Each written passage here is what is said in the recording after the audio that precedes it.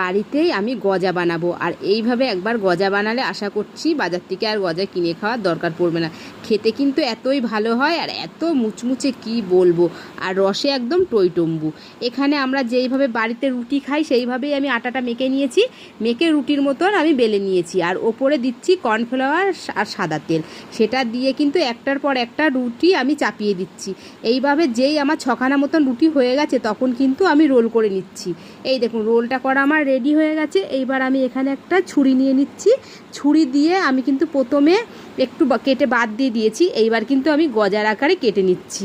এইবার যখন আমি তেলে ভাজবো একটু বেল্লা দিয়ে একটু চাপ দিয়ে একটু বড় করে নিচ্ছি আর একটু পাতলা করে নিচ্ছি।